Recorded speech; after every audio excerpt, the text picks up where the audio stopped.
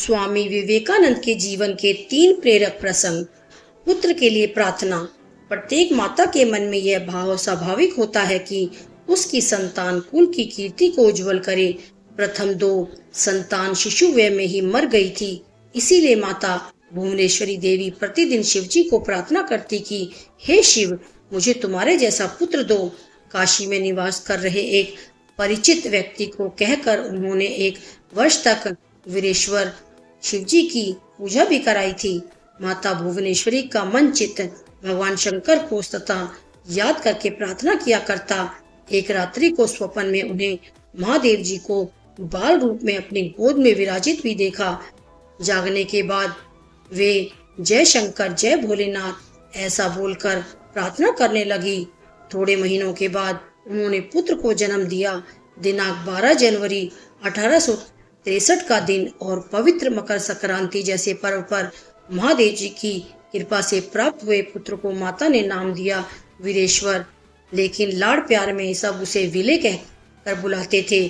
थोड़े समय के पश्चात उसका नाम नरेंद्र नाथ रखा गया और आगे चलकर यही नरेंद्र नाथ स्वामी विवेकानंद के नाम से पूरे विश्व में विख्यात हुआ। सच्ची शिव पूजा। नरेंद्र की आयु 6 वर्ष की थी। अपने मित्रों के साथ वह मेले में गया। मेले में से नरेंद्र ने एक शिव जी की मूर्ति खरीदी। मेले में समय कब बीत गया पता ही नहीं चला। संध्या हुई, अंधेरा छाने लगा। तब नरेंद्र तथा सभी मित्र जल्दी से चलते चलते घर की ओर जाने लगे। नरेंद्र अपने मित्रों के एक हाथ में मूर्ति लिए आगे आगे चल रहा था, पर उनमें से एक मित्र कुछ पीछे रह गया था।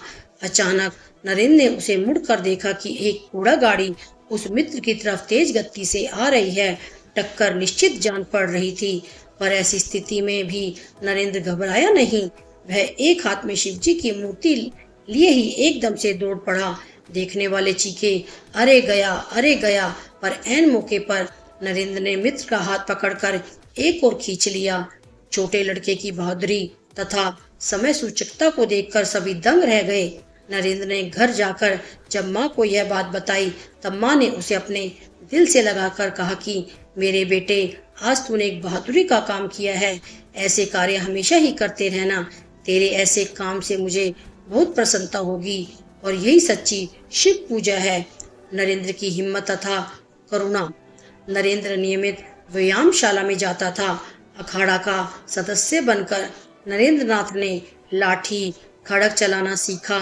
तैरना, नौका चालक, कुश्ती तथा अन्य खेलों में भी प्रवीणता प्राप्त की। एक बार बॉक्सिंग की एक प्रतिस्पर्धा में उन्हें प्रथम पुरस्कार भी मिला था। एक दिन मित्रों के साथ मिलकर मैदान में वह एक खंबा खड़ा कर रहा था। रास्ते से गुजर रहे लोग देखने के लिए खड़े हो जाते, लेकिन कोई भी मदद के लिए आगे नहीं आता। उसी समय एक अंग्रेज नाविक वहां आया और वह भी लड़कों की मदद करने लगा। सब मिलकर एक भारी खंबा उठा रहे थे। तभी अचानक खंबा उस नाविक के माथे पर आ टकराया और उसे गंभीर चोट लगी। वह बेहोश हो गया। सभी को लगा कि वह मर गया। नरेंद्र और 1-2 मित्रों के अलावा सभी डरकर भाग गए। नरेंद्र ने अपनी धोती फाड़कर उसकी पट्टी बना बेहोश नाविक के माथे पर बांधी। फिर उसके मुंह पर जल का छिड़काव किया।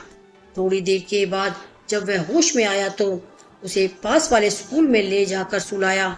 डॉक्टर को बुलाया गया और उसका उपचार कराया गया। जब तक वह नाविक अच्छा नहीं हुआ, तब तक उसका खाना पीना, दवाई का प्रबंध किया गया।